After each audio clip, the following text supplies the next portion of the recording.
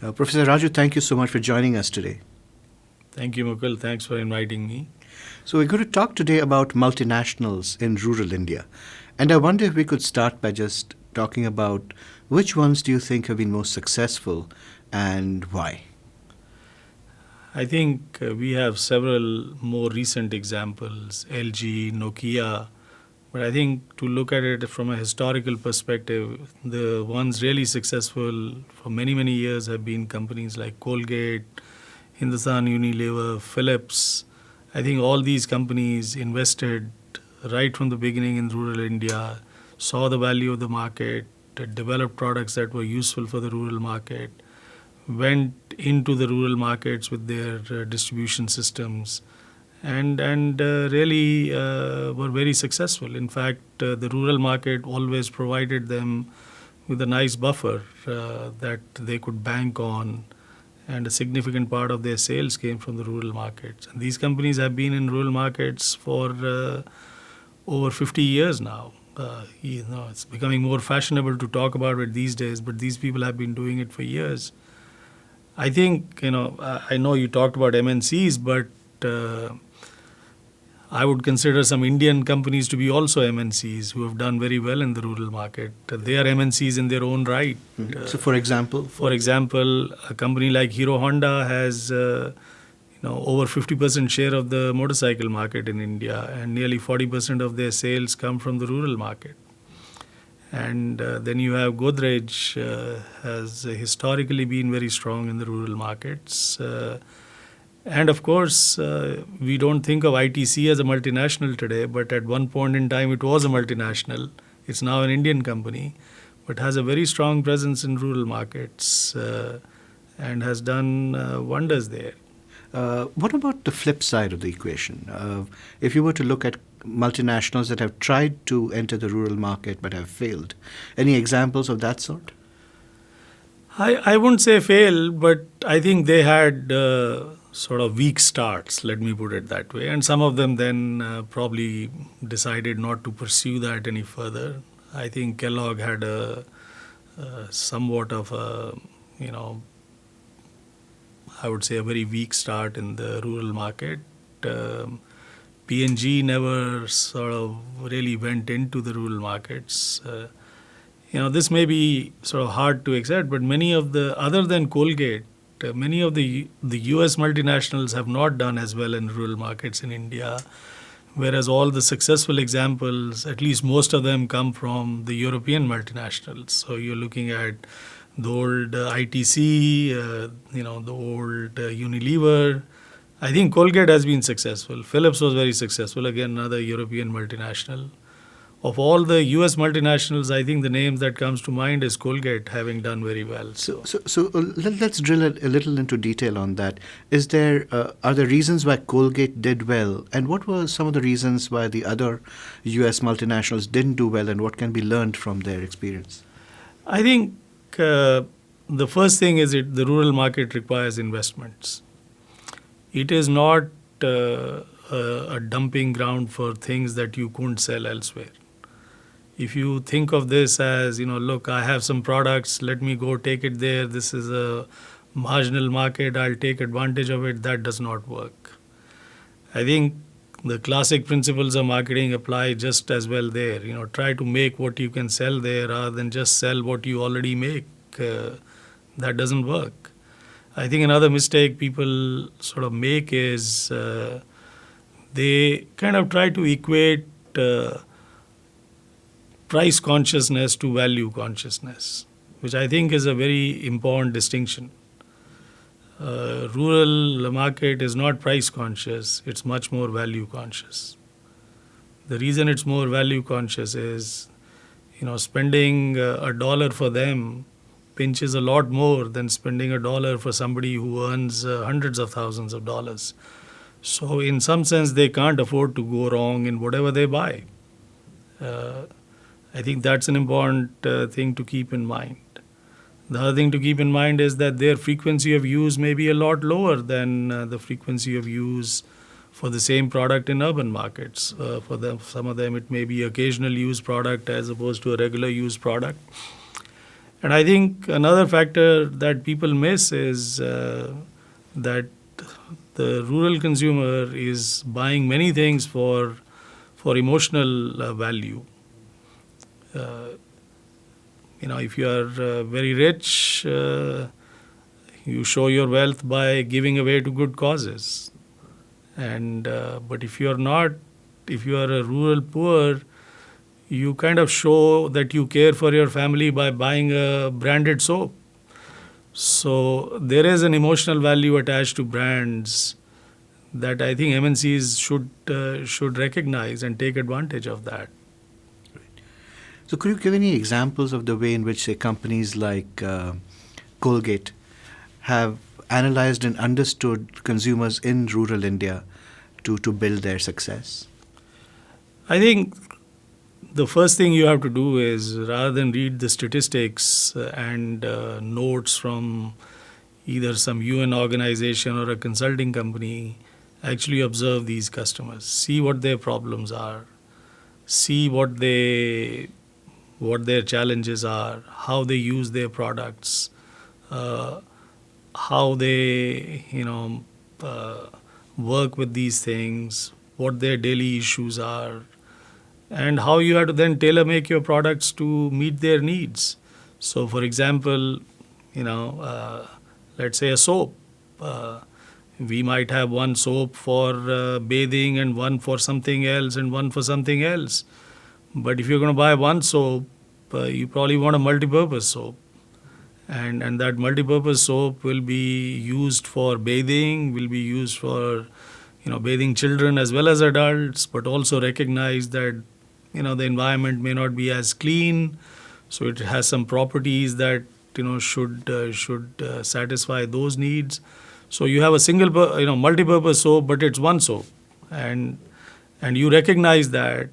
You also recognize that there's not place to keep multiple soaps, so it has to be one.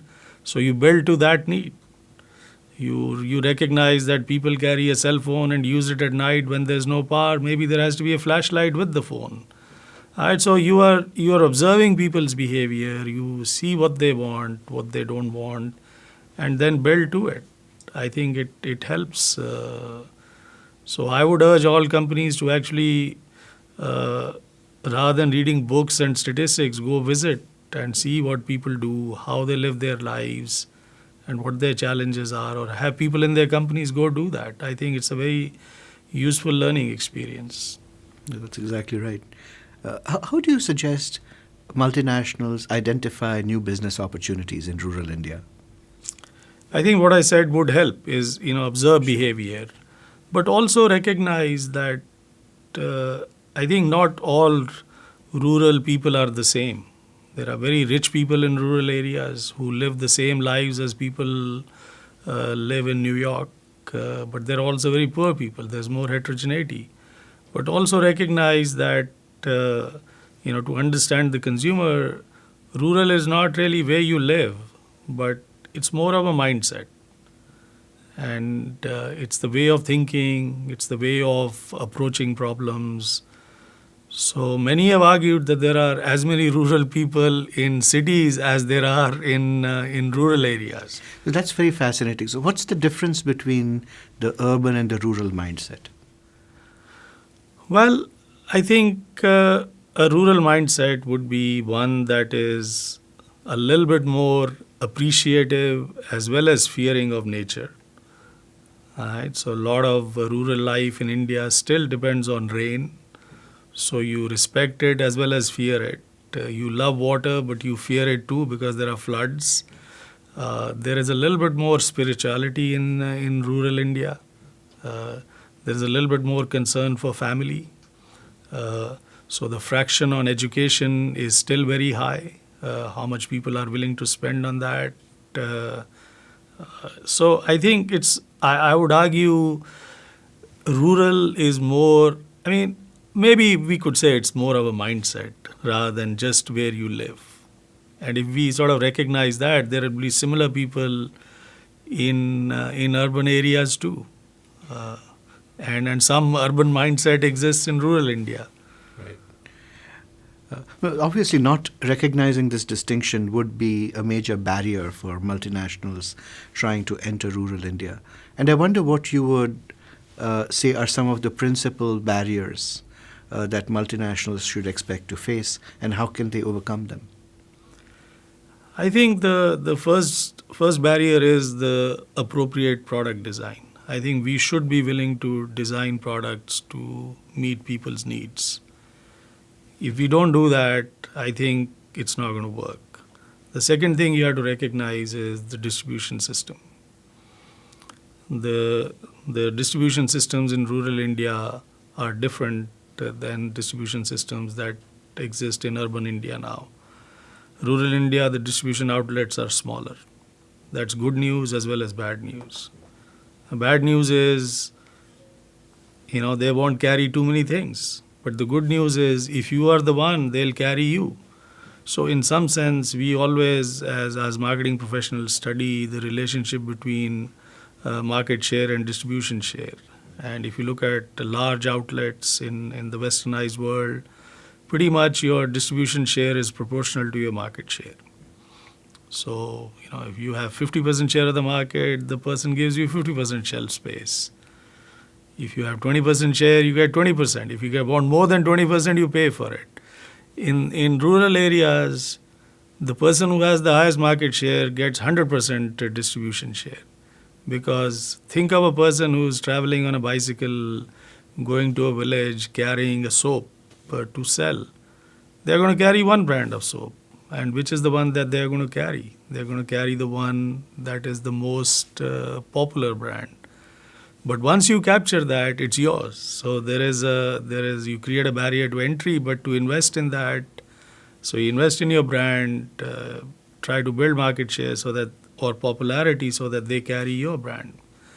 So that's the second one. I think the third is the frequency of use. You have to recognize that frequency of use may vary quite a bit across urban and rural areas.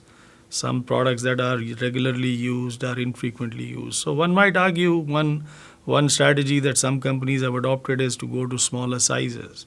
Another strategy some companies have adopted is to try to increase the frequency of use, try to make one product the product of choice. Then there are other issues also. So for example, because of location, because of distances, it's not just making a cheaper product. It's also recognizing that products may have to have different capabilities. If I'm making a television for rural areas, it's not just sufficient to say I'll have the cheapest television. It's also important to recognize that the signal strength may be weaker in rural areas. So I have to provide certain unique sort of benefits, which may be totally irrelevant in when you connect a cable to a TV, the signal strength is determined by the wire.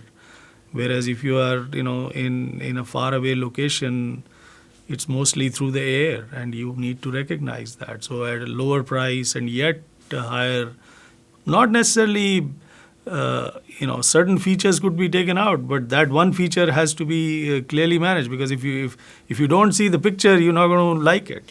This goes back to the point you made earlier about designing your products specifically for the rural Indian market. And I think this is a principle that is not just true for rural India. When we say go to any market, try to design a product that the person there needs.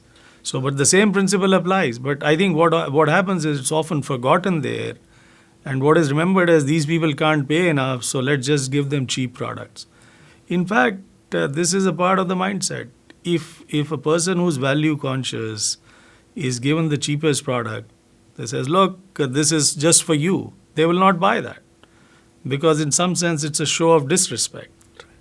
That's a very interesting point. To your mind, which company has been most successful in designing products for the rural Indian market? What's the most striking example that comes to your mind?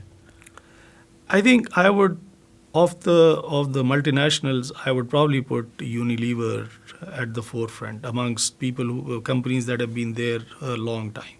I think what was their strategy? So, for example, a soap. All right, so they have a a simple carbolic soap that works across many applications, bathing, washing, and they realized that, and I think it did well. This is a good example of a company recognizing that need. Company also recognizing that to sell, you also need to create buying power. So if you want to sell your products amongst people, why don't we create some incomes there? So create jobs for women, bring them into the distribution system, and it increases the family income and it increases their purchasing power. So I think you grow with them rather than you grow at their expense. I think people respect that, and that's a better long-term strategy, is be a part of the milieu as opposed to try to extract consumer surplus as quickly as you can and then get out. That's not a viable long-term strategy in that market. So I'm sure people would say that's not viable in almost any market. that's true, but I think it's more important here that you create wealth as you try to absorb wealth also, and it has to happen simultaneously. And companies that have become a part of the society there have done better. And I think Unilever is a good example of that, where they've integrated themselves well into the system and have gained from it. And more recently now, LG is doing a good job with their phones in India. They have taken great care to develop phones that are suitable for the rural market, that are inexpensive, have certain characteristics that are needed there, and done a good job with that. So, any final words of advice for CEOs of multinationals that want to enter rural India? I would probably say two things: distinction between value consciousness and price consciousness. I think it's important to remember that. People in rural areas care about value more than the price. Second, grow with them rather than grow at their expense. I think if we keep these two things in mind, you will generally be better off. Professor Raju, thank you so much for your time. Thank you, Mughal. Thanks for inviting me. So.